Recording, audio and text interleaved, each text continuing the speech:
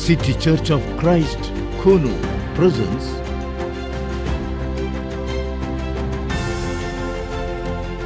Voice of the Mount.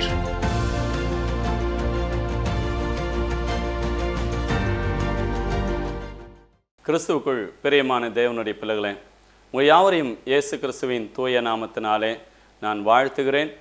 தேவன் இந்த இறை பணியிலே அடியனை பயன்படுத்தி வருவதற்காக தேவனை ஸ்தோத்திரிக்கிறேன். இந்த நிகழ்ச்சியை நீங்கள் பார்த்து வருவதற்காகவும், இந்த நிகழ்ச்சிக்காக ஜெபித்து வருவதற்காகவும், இந்த நிகழ்ச்சிக்காக எல்லா விதத்திலும் ஒத்தாசை இருக்கக்கூடிய ஒவ்வொருவருக்காகவும் நான் நன்றி செலுத்துகிறேன். பிரியமானவர்களே, இந்த நாளிலே தேவனை துதி செலுத்தி அதற்கு பின்பாக கர்த்தருடைய வார்த்தைக்குள்ளாக நாம் கடந்து செல்வோம்.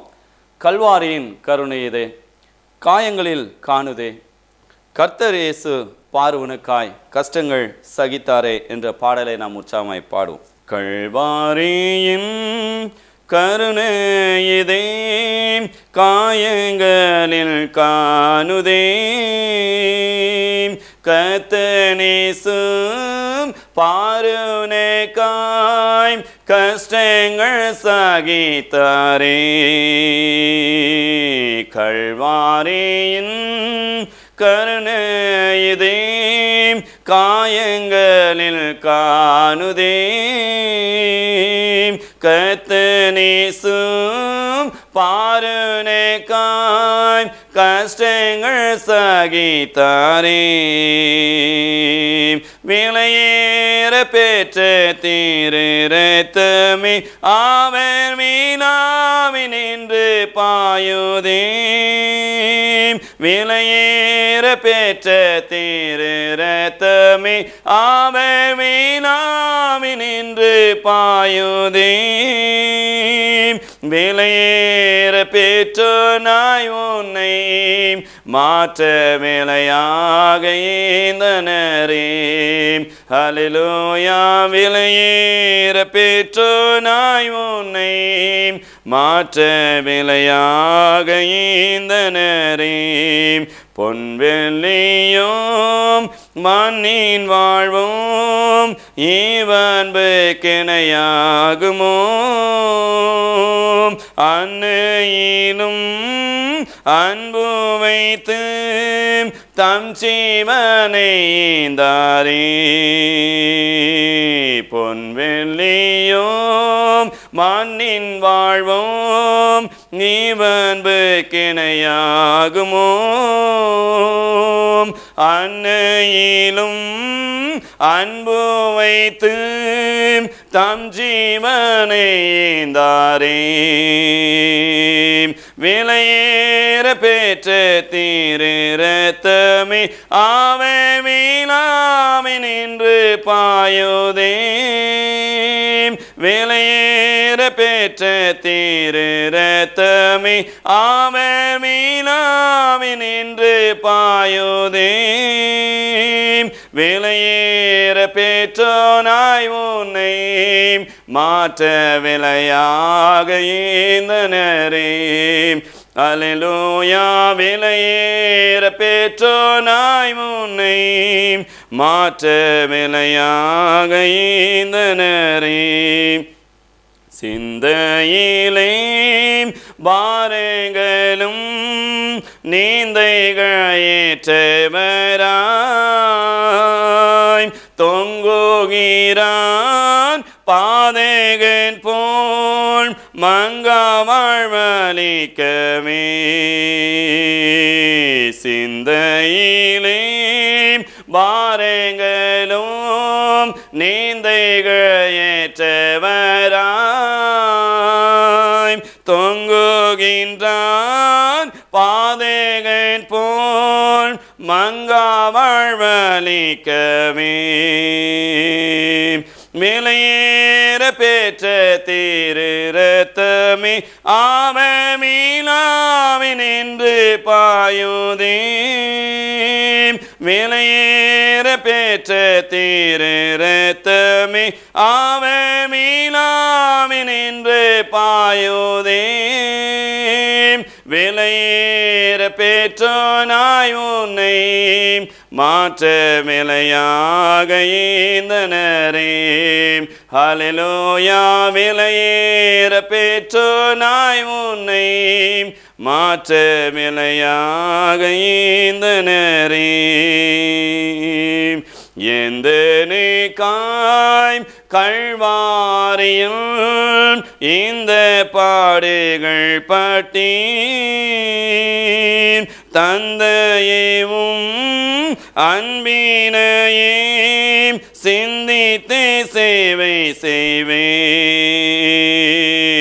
எந்தனுக்காய் கல்வாரியில் இந்த பாடுகள் பட்டீர், தந்தையேவும் அன்பினையே சிந்தித்து சேவை செய்வேன். விலையேற பெற்ற திரு இரத்தமே அவர் மீளாவினின்று பாயுதே. விலையேற பெற்ற திரு இரத்தமே அவர் மீளாவினின்று பாயுதே. விலையேற பெற்றோனாய் உன்னை மாற்ற விலையாக ஈந்தனரே. ஹல்லேலூயா. விலையேற பெற்றோனாய் உன்னை மாற்ற விலையாக ஈந்தனரே. மனுஷனை நீர் நினைக்கவும் அவனை விசாரிக்கவும் மண்ணில் அவன் ஏமாத்திரம் மன்னவரும் தயவே. மனிதனை நீர் நினைக்கவும் அவனை விசாரிக்கவும் மண்ணில் அவன் எம்மாத்திரம் மன்னவரும் தயவே. விலையேற பெற்ற திரு இரத்தமே அவர் மீளாவினின்று பாயுதே. விலையேற பெற்ற திரு இரத்தமே அவர் மீளாவினின்று பாயுதே. விலையேற பெற்றோனாய் உன்னை மாற்ற விலையாக ஈந்தனரே. ஹல்லேலூயா. விலையேற பெற்றோனாய் உன்னை மாற்ற விலையாக ஈந்தனரே. கல்வாரியின் கருணையிதை காயங்களில் காணுதே. கர்த்தனேசும் பாருனேக்காய் கஷ்டங்கள் சகித்தாரே. கல்வாரியின் கருணையிதை காயங்களில் காணுதே. கர்த்தனேசும் பாருனேக்காய் கஷ்டங்கள் சகித்தாரே. கிறிஸ்துவுக்குள் பிரியமான தேவனுடைய பிள்ளைகளே, உங்கள் யாவரையும் இயேசுவின் நாமத்தினாலே நான் வாழ்த்தி உங்களோடு கர்த்தருடைய செய்தியை பகிர்ந்து கொள்வதற்காக தேவ சமூகத்தில் அடியனை ஒப்பு கொடுக்கிறேன். பிரியமான தேவனுடைய பிள்ளைகளே, இந்த நாளிலே ஒரு பொறுமையான மனுஷனை, தேவனுக்கு முன்பாக நீதியாய் வாழ்ந்த ஒரு மனுஷனை, தேவனுக்கு தன்னை முழுமையாக ஒப்பு கொடுத்து தன் குடும்பத்தையே ஒரு பொறுமையிலும் ஜெபத்திலும் தேவ கிருபையிலும் வழிநடத்தின ஒரு குடும்பத்தை பற்றி நாம் பார்க்க போகிறோம். ஒருவேளை இந்த செய்தி அநேகருடைய வாழ்க்கையில் தெரிந்த ஒரு செய்தியாக இருக்கலாம், ஒரு தெரிந்த நபராக கூட இருக்கலாம். அவரை பற்றியா என் குழந்தைகிட்ட கேட்டால் கூட சொல்லும் அப்படின்ற ஒரு நிலை இருக்கலாம். ஆனாலும் பரிசுத்த வேதாமத்தில் இப்படி ஒரு மனுஷன் இருந்திருக்கிறாருன்னா உண்மையாகவே அது ஒரு பெரிய விஷயம்தான். தேவன் ஒரு மனிதனை குறித்து, அதாவது நல்லவன் அப்படின்ற ஒரு விஷயத்தை சொல்லணும். இன்றைக்கு மனுஷர் நம்மை பார்த்து சொல்லலாம் ரொம்ப நல்லவங்க சொல்லி. ஆனால் தேவன் ஒரு மனிதனுடைய இருதயத்தை பார்க்குறார். மனுஷன் பார்க்கிறமாக நான் பாரேன் என்று தேவன் சொல்கிறார். அப்படின்னா மனுஷன் முகத்தை பார்ப்பான், ஆனால் தேவன் எதை பார்க்குறார்? இருதயத்தை பார்க்குறார். ஆக இந்த யோபுடைய வாழ்க்கை குறித்து இந்த பரிசுத்த வேதாந்தத்தில் ரொம்ப அழகாக சொல்லப்பட்டிருக்கிறது. என் தாசனாய யோபின் மேலே நீ கவனம் வைத்தாயோ. பாருங்க, ஒரு பரிசுத்தமாக வாழ்ந்த ஒரு குடும்பம், ஒரு குடும்ப தலைவன், ஒரு தேசத்தில் ஒரு தனிப்பட்ட ஒரு தோற்றம் உள்ளவனாக, தனிப்பட்ட அதாவது ஒரு குணாதிசயம் உள்ளவனாக யோபு தாசன் இருக்கிறதை நாம் பார்க்கிறோம். நாம் வாழ்கிற இடத்துல சிலரை நம்ம அப்படியே தனியாக காண்பித்து பேசுவோம். இந்த ஊரில் இவர் இப்படிப்பட்ட ஒரு மனுஷன், யார்கிட்ட கேட்டாலும் இவர் தெரியும் அப்படின்ற ஒரு நிலையை நாம் அறிந்திருக்கிறோம். நாம் கூட அப்படி சொல்லிக்கிறோம். நம்மில் கூட சிலர் அப்படி சொல்வதை நாம் கேட்டிருக்கிறோம். ஆனால் இந்த யோபு என்கிற மனுஷனை குறித்து வேதாகம் ரொம்ப அழகாக தெளிவாக சொல்லுகிறது.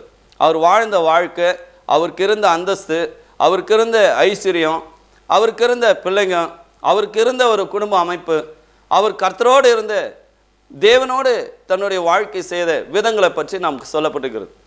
இப்படி ஒரு பொறுமையுள்ள மனுஷன் இருப்பாரான்னு பார்த்தீங்கன்னா நிச்சயமாக இருக்கவே முடியாது. ஆனால் யோபு இருந்தார். தேவன் யோபுடைய வாழ்க்கை குறித்து சொல்லும் பொழுது யோபு எந்த விதத்திலும் தேவனை குறை சொல்லவே இல்லை அப்படின்ற ஒரு விஷயத்தை நாம் பரிசுத்த வேதாந்தத்தை நாம் பார்க்கிறோம். நீங்கள் பார்த்தீங்கன்னா எவ்வளோ ஒரு நெருக்கங்கள் தன் வாழ்க்கையில் வந்திருந்த வேலையிலும் யோபு தன்னுடைய வாழ்க்கையில் தேவனை தூசிக்கிற மாதிரியோ அல்லது தேவனுக்கு விரோதமாகவோ ஒரு வார்த்தையோ ஒரு நினைவும் அவருடைய இருதயத்தில் வரல. அப்படி இருந்த ஒரு மனுஷனத்தை நாம் பார்க்கிறோம். சரி, யோபு தன்னுடைய வாழ்க்கையில் பார்க்கும் பொழுது தனக்கு எவ்வளோ பிரச்சனைகள் வந்தாலும் அந்த இடத்துல தேவனை விட்டு கொடுக்கவே இல்லை. மனைவி கிட்ட கூட விட்டு கொடுக்கல. அப்படின்னா எப்படி இருந்திருப்பா யோசித்து பாருங்கள். ஒரு கிறிஸ்தவ வாழ்க்கையில் தேவனுடைய பிள்ளைகளாக இருக்கிற நம்முடைய வாழ்க்கையில் நமக்கு உபத்திரங்கள் வரும், கஷ்டங்கள் வரும். இதெல்லாம் தாண்டி தேவனுடைய சமூகத்தில் நாம் பொறுமையாக இருக்க கற்றுக்கொள்ளணும். ஆக ஒரு கிறிஸ்தவ மக்களுக்கு, தேவனுடைய பிள்ளைகளுக்கு இருக்க வேண்டிய அந்த பொறுமையை குறித்து நாம் பார்க்க போகிறோம். இன்றைக்கி உலகத்தில் கோபத்தோடும் வைராக்கியத்தோடும் பொறுமையை இழந்தும் இன்றைக்கு மனிதர்கள் இருக்கிறத நான் பார்க்குறோம். அநேக கிறிஸ்தவர்கள் தங்களுடைய வாழ்க்கையில் ஒரு பிரச்சனைன்னு வந்துச்சுன்னா அவருடைய விசுவாசம் போயிடுது, அவங்களுடைய பொறுமையை இழந்துடுறாங்க, தேவனுடைய ஆசீர்வாதத்தை கூட பல நேரங்கள் இழந்து போகிறாங்க. ஏன் சில நேரத்தில் தேவனை பற்றி கூட குறை சொல்லிடுறாங்க. என்னைய என்ன தேவன் அப்படி நல்லா வச்சுட்டாரு அப்படின்னு சொல்லி தேவனை தூசிக்கிற மாதிரி சில விஷயங்களை பேசிடுறாங்க. ஆனால் நாம் கவனமாக இருக்கணும். இதுக்கெல்லாம் ஒரு பாடமாக யோபுவை நாம் எடுத்துக்கொள்ளலாம். பரிசுத்த யோபு எப்படி வாழ்ந்தார் அப்படின்றத நீங்கள் பார்த்தீங்கன்னா உங்களுடைய வாழ்க்கை யோபை போல மாறும். நீங்கள் தேவனோடு நெருங்கி வாழலாம், தேவன் உங்களை பற்றி ரொம்ப சந்தோஷப்படுவார். பரிசுத்த வேதாகமத்தில் ஒரு மனிதனுடைய வாழ்க்கையில் இப்படிப்பட்ட ஒரு சூழ்நிலை யாருக்குமே வந்தது கிடையாது. அநேக குடும்பங்கள் இருக்கிறாங்க, பரிசுத்த வேதாகமத்தில் இடம்பெற்றிருக்கிறாங்க. ஆனால் யோபுடைய வாழ்க்கையில் வந்த ஒரு நிலைமை யாருக்குமே வந்தது கிடையாது. ஆனால் அப்பேற்பட்ட ஒரு சோதனை காலத்திலும் ஒரு பக்குவமாக பொறுமையாக தன்னுடைய விசுவாசத்தை காத்துக்கொண்ட, தன் பொறுமையை காத்துக்கொண்ட ஒரு தாசன் என்று சொன்னால் யோபுவை தான் நாம் சொல்ல முடியும். அதாவது இதை குறித்து நாம் வேதத்தில் வாசிக்கும் பொழுது அங்கே சொல்கிறார் பாருங்க. அதாவது யோபை போல ஒரு மனுஷன் உலகத்திலே கிடையாதுன்னு சொல்லி தேவன் சொல்கிறார். அப்படின்னா யோபுடைய வாழ்க்கை எப்படி இருக்குன்னு யோசிச்சு பாருங்க. அதாவது இந்த உலகத்தில் எத்தனையோ மனுஷனை பற்றி தேவன் சொல்லியிருக்கிறாரு. யோபை குறித்து சொல்லும் பொழுது யோபு சரித்திர புஸ்தகம் 2ஆம் அதிகாரம் 3ஆம் வசனத்தில் நாம் பார்க்கும்பொழுது, அப்பொழுது கர்த்தர் சாத்தானை நோக்கி, நீ என் தாசனாகி யோபின் மேல் கவனம் வைத்தாயோ, உத்தமனும் சன்மார்க்கனும் தேவனுக்கு பயந்து பொல்லாப்புக்கு விலகுறனுமான மனுஷனாகிய அவனை போல பூமியிலே ஒருவனும் இல்லை என்று அங்கே சொல்கிறார். அப்படின்னா யோபு தான் பொறுமைசாலி, அப்படிப்பட்ட ஒரு பொறுமைசாலி உலகத்தில் யாருமே கிடையாதுன்னு சொல்லிட்டார். ஆக வேதத்தில் நீங்கள் சிலரை பார்த்தீங்கன்னா தேவன் ஸ்பெஷலாக சொல்லிட்டு வருவார். சாலமோனை குறித்து சொல்லும்போது, உனக்கு முன்னால் இப்படி ஒரு ஞானம் யாருக்கும் கிடையாது, இதுக்கு பின்னால் உன்ன மாதிரி ஒரு ஞானி பிறக்க போகிறது கிடையாதுன்னு சொல்லிட்டார். இந்த இடத்துல நான் பார்க்குறோம் யோபை குறித்து தேவன் சாட்சி கொடுக்குறார். பாருங்க, யோபுவினுடைய வாழ்க்கை குறித்து தேவன் வெளிப்படுத்தக்கூடிய ஒரு ரகசியம் என்னன்னு பார்த்தீங்கன்னா, பூமியில் யோபுவை போல ஒருவனும் கிடையாதுன்னார். அப்படின்னா ஒரே வார்த்தை தான், அது யோபு தான்ட்டார். அப்படிப்பட்ட ஒரு விசுவாசத்தையும் யோபுவினுடைய பொறுமையை குறித்து தேவன் சொல்லுவதை நாம் பார்க்கிறோம். உத்தமனும் சன்மார்க்கனும் தேவனுக்கு பயந்து பொல்லாப்புக்கு விலகுறவனுமான, இந்த உலகத்தில் பொல்லாத காரியத்துக்கு மனுஷன் போய் விழுந்துடுறாங்க, பொல்லாத காரியத்தை செய்கிறாங்க, அது விரும்புகிறாங்க, அதை செய்கிறதுக்கு ஓடுறாங்க, எல்லாம் பண்ணுறாங்க. ஆனால் தேவன் இந்த இடத்துல யோபை பார்க்கும்போது சொல்கிறாரு, உத்தமனாக இருக்கிறான், சன்மார்க்கனாக இருக்கிறான், தேவனுக்கு பயந்தவனாக இருக்கிறான், பொல்லாப்புக்கு விலகுகிறவனாக இருக்கிறான். ஆக இப்படிப்பட்ட ஒரு குணமுள்ள யோபுடைய வாழ்க்கையில் பல சோதனைகள் அவருடைய வாழ்க்கையில் வருகிறது. இதுக்கு முன்னால் நீங்கள் பார்த்தீங்கன்னா 1ஆம் அதிகாரத்தில் நீங்கள் பார்க்கும்பொழுது, அதாவது அவருக்கு இருந்த பிள்ளைகளை குறித்து நாம் பார்க்கிறோம். அங்கே அந்த பிள்ளைகளை குறித்து நாம் பார்க்கும்பொழுது அந்த 1ஆம் வசனத்தில் நீங்கள் பார்த்தீங்கன்னா 1வது வசனத்தில் ஊத்ஸ் தேசத்தில் பெரிய ஆளுன்னு சொல்லப்படுகிறது, தேவனுக்கு பயந்தவராக இருந்தார் என்று சொல்லப்படுகிறது. 2வது வசனம், அவனுக்கு 7 குமாரரும் 3 குமார்த்திகளும் பிறந்தார்கள் என்று அங்கே சொல்லப்படுகிறது. அவருக்கு இருந்த ஆஸ்திகளை பற்றி 3வது வசனத்தில் சொல்லப்படுகிறது. இப்போ 4வது வசனத்தில் அவங்க வீட்டில் நடக்கக்கூடிய ஒரு விருந்து உபசரிப்பு, அன்பின் உபசரிப்பை குறித்து சொல்லப்படுகிறது. 5வது வசனத்தை நீங்கள் பார்த்தீங்கன்னா, யோபு தன்னுடைய பிள்ளைகளுக்காக பலி செலுத்தி வந்ததை நம்ம பார்க்குறோம். நீங்கள் பார்த்தீங்கன்னா நம்ம பிள்ளைங்க தப்பு செய்கிறாங்களான்னு நம்ம கண்காணிக்கிறது கூட கிடையாது. ஆனால் யோபு தன் பிள்ளைங்க ஏதாவது ஒரு வகையில் பாவம் செய்திருப்பாங்கன்னு சொல்லி அவர் ஒவ்வொரு மகனுடைய வீட்டில் அந்த விருந்து உபசரிப்பு முடிகிற போது அவர் என்ன செய்வாருமா, தன் பிள்ளைகளுடைய பாவங்கள் ஏதாவது ஒரு குற்றம் செஞ்சுருப்பாங்க, ஏதாவது ஒரு தவறு செஞ்சுருப்பாங்கன்னு சொல்லி அவங்களுக்காக பலி செலுத்தி வருவாராம். அந்தந்த நாளின் முறைமைப்படி அவரும் பலி செலுத்திட்டு வருவாராம். ஆக தன் பிள்ளைகள் தெரிஞ்சோ தெரியாமையோ தேவனுக்கு விரோதமாக ஏதாவது செய்திடக்கூடாது என்பதற்காக யோபு அங்கு அவருடைய பாவங்களுக்காக அங்கு பலி செலுத்தி கொண்டு வந்ததை நாம் பார்க்கிறோம். இப்படிப்பட்ட ஒரு குடும்பத்தை பரிசுத்தமாக வச்சுக்கணும், பிள்ளைங்களை பத்திரமா வச்சுக்கணும்னு சொல்லி இப்படி இருந்த மனுஷ வாழ்க்கையில் ஒரு நாளில் வந்த ஒரு சோதனை என்ன தெரியுங்களா, அவருக்கு இருந்த ஆஸ்திகள்லாம் இழந்து போனார். பிள்ளைகள் ஒவ்வொரு நாளும் ஒவ்வொரு பிள்ளை செத்து போச்சு. ஆக ஒரு குடும்பத்தில் நமக்கு சொத்து சோகம் போகலாம், ஆனால் நம்முடைய பிள்ளைகள் இழந்துட்டோம்னு வச்சுங்க, நம்முடைய பிள்ளைகள் இறந்து போயிட்டாங்கன்னு வச்சுங்க, நம்மளால் தாங்க முடியுமா? முடியவே முடியாது. சொத்து நம்ம சம்பாதிச்சிக்கலாம், ஆனால் பிள்ளைகளை நம்ம இன்னும் சம்பாதிக்க முடியாது, பெற்றுக்கொள்ள முடியாது. யோபு தன்னுடைய 10 பிள்ளைகள் தான் வீட்டில் வச்சுருந்தார், 10 பிள்ளைகளை இழந்து போயிட்டார்.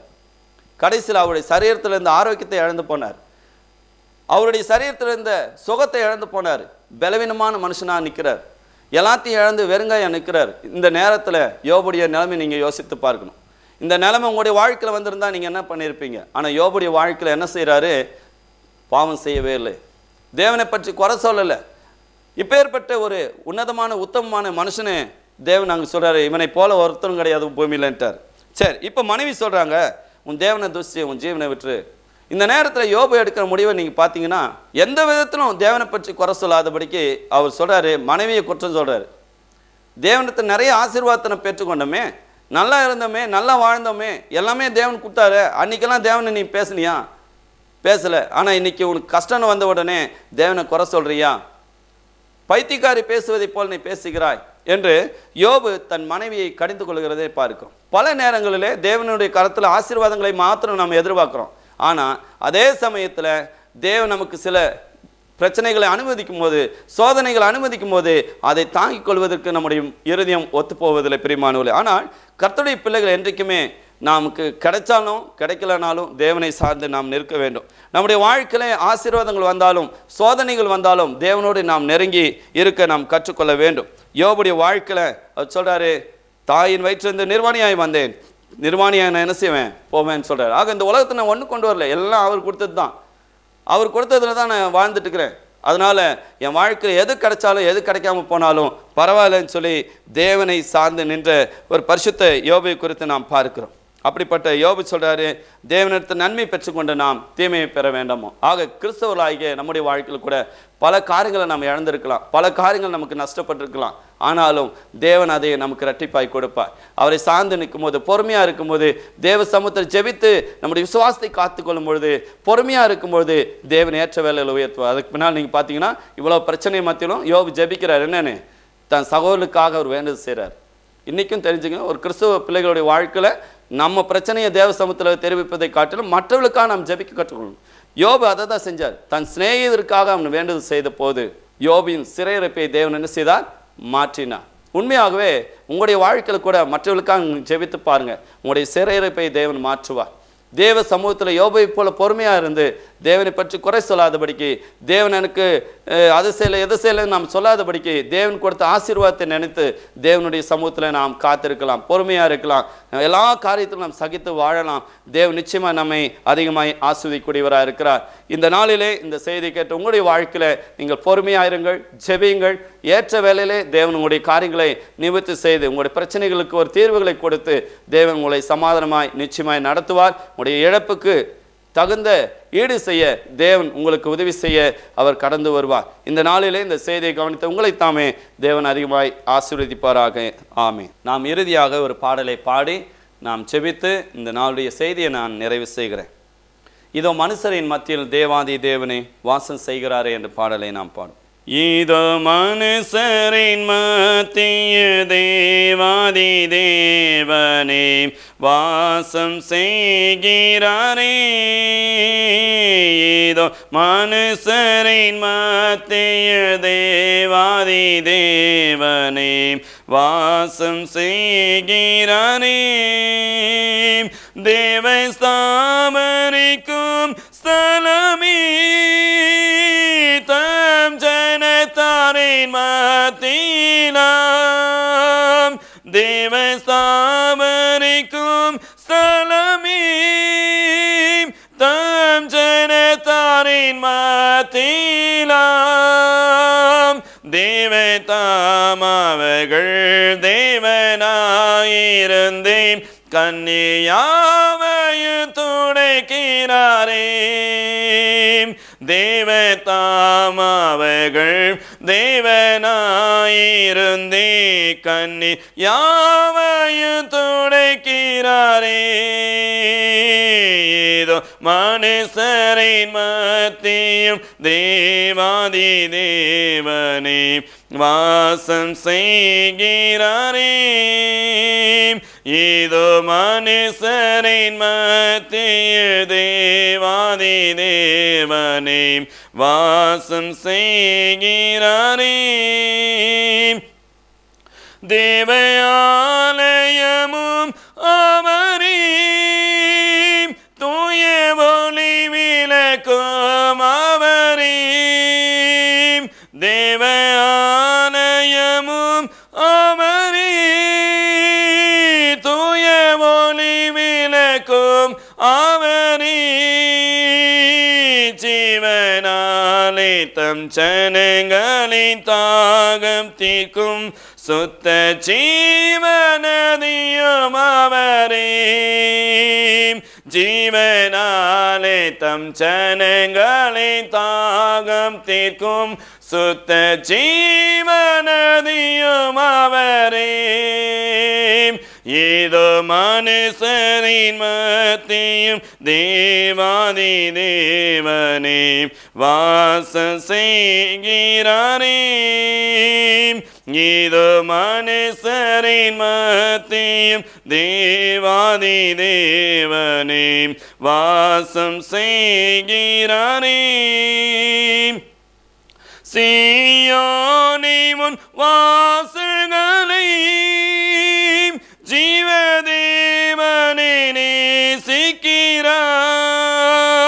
சீயோனே முன் வாசல்களை ஜீவதேவனே நேசிக்கிறான். சீர்மிகுந்திடும் இயேசுவிசேஷந்தனை கூறி உயர்த்திடுவோம் உம்மையே. சீர்மிகுந்திடும் இயேசுவிசேஷந்தனை கூறி உயர்த்திடுவோம் உம்மையே. ஏதோ மனுஷரின் மத்தியும் தேவாதி தேவனே வாசம் செய்கிறாரே. ஏதோ மனுஷரின் மத்தியும் தேவாதி தேவனே வாசம் செய்கிறாரே. முன்னோடியாம் இயேசு வரேன் மூளை கல்லாகி சீயோனிலே வாசம் செய்திடும் உன்னத சிகரமதை வாஞ்சையோடு நாம் நாடிடுவோம். வாசம் செய்திடும் உன்னத சிகரமதை வாஞ்சையோடு நாம் நாடிடுவோம். இதோ மனுஷரின் மத்தியும் தேவாதி தேவனே வாசம் செய்கிறாரே. இதோ மனுஷரின் மத்தியும் தேவாதி தேவனே வாசம் செய்கிறாரே. நாம் கண்களை மூடி நாம் செபிப்போம். எங்களை அதிகமாக நேசிக்கிற நல்ல பிதாவே, இந்த நல்ல நாளுக்காய் நன்றி செலுத்துகிறோம். பரிசுத்த யோபுடைய வாழ்க்கையை நாங்கள் பார்க்கிறோம். யோபுக்கு நீர் கொடுத்த அந்த பொறுமையின் இருதயத்தை எங்களுக்கு நீர் தாரும். இந்த உலகத்திலே உத்தமர்களாக, சன்மார்க்கர்களாக, தேவனுக்கு பயந்து பொல்லாப்புக்கு விலகிறவர்களாக யோபுவை போல எங்களுடைய வாழ்க்கையை நீர் மாற்றியலும். உமக்கு பிரியமாக ஜீவிக்க நீர் உதவி செய்யும். உம்முடைய கரத்தில் அநேக நன்மைகளை பெற்றிருக்கிறோம் அப்பா. ஒருவேளை தீமைகள் வந்தாலும் அவைகளை தாங்கிக் கொள்ள பொறுமையை எங்களுக்கு நீர் கற்றுத்தார். யோபுடைய வாழ்க்கையில் மீண்டும் ஆஸ்வதிக்கப்பட காரணம் யோபுடைய உத்தமமான வாழ்க்கை அப்பா. இன்றைக்கு எங்களுடைய வாழ்க்கையில் அப்படிப்பட்ட ஒரு உத்தமமான வாழ்க்கையை தார். ஆசீர்வாதத்தை மாத்திரம் எதிர்பார்க்கிறவர்களாய் இல்லாதபடிக்காப்பா, சோதனைகள் மத்தியில் ஜெயிக்கிறவர்களாக, சோதனை மத்தியில் பொறுமை உள்ளவர்களாக, சோதனைகளை தாங்கக்கூடியவர்களாக, விசுவாசத்தில் நிலைத்திருக்கிறவர்களாக, ஜெபிக்கிறவர்களாக, பொறுமையாக இருக்கிறவர்களாக எங்களை வழிநடத்தும். ஒவ்வொரு நாளும் பரிசுத்தமாக வாழ எங்களுக்கு கற்றுத்தார். பரிசுத்த யோபுவை போல எங்களுடைய குடும்பங்களையும் அப்பா நீர் இரட்டிப்பாய் நீர் ஆசீர்வதிக்க வேண்டுமா நாங்கள் ஜெபிக்கிறோம். இந்த செய்தியை கவனித்த ஒவ்வொருவரையும், ஒவ்வொரு குடும்பத்தையும் நீர் ஆசீர்வதி. அவருடைய தொழில், அவருடைய வருமானம், அவருடைய வேலை, அவருடைய கையின் பிரயாசம், அவருடைய வீட்டினுடைய ஆகாரம், தண்ணீர், அப்பம் எல்லாவற்றையும் நீர் ஆஸ்வதிக்கும்படியாக நாங்கள் கெஞ்சுகிறோம். வியாதியிலும் பலவீனத்தில் இருக்கிற பிள்ளைகளை நீர் சுகப்படுத்தும் அப்பா. அவருடைய சூழ்நிலைகளை நீர் மாற்றும். தேவ கிருபையினால் நடத்தும். இயேசுவின் நாமத்தினாலே இவர்களை வேண்டுகிற நல்ல பிதாவே, ஆமேன், ஆமேன். அன்பிற்குரிய நேயர்களே, எங்களுடைய சபையின் தொழுகை ஆராதனை நேரங்கள் ஞாயிற்றுக்கிழமை காலை 9:30 மணி முதல் 11:30 மணி வரையிலும், சிறுவர் வேத வகுப்பு காலை 11 மணி முதல் 11:30 மணி வரையிலும், பெண்கள் பரிசுத்த ஜெப கூடுகை காலை 11:30 மணி முதல் 12 மணி வரையிலும், வாலிபருக்கான ஆலோசனை கூட்டம் 2ஆம் மற்றும் 4ஆம் ஞாயிறு காலை 9:30 மணி முதல் 12 மணி வரையிலும் நடைபெறுகிறது. மேலும் குடும்ப ஆசீர்வாத நேரம் மாலை 8 மணி முதல் 8:30 மணி வரையிலும் தினந்தோறும் நடைபெறுகிறது. இதில் கலந்து கொள்ள விரும்பினால் நீங்கள் கலந்து கொண்டு இறை ஆசியை பெற்றுச் செல்லுங்கள். திருமறை தியானம் மற்றும் பிரார்த்தனை நேரம் தினமும் அதிகாலை 4:10 மணி முதல் 5:10 மணி வரையிலும் தினந்தோறும் நடைபெற்றுக் கொண்டிருக்கிறது. இதிலும் நீங்கள் கலந்து கொள்ள விரும்பினால் எங்களை தொடர்பு கொள்ளுங்கள். எங்களுடைய விலாசம் city church of Christ, Coonoor, mission hill, TDK road, 6th street, Coonoor. The Nilgiris 643102, Tamil Nadu, South India.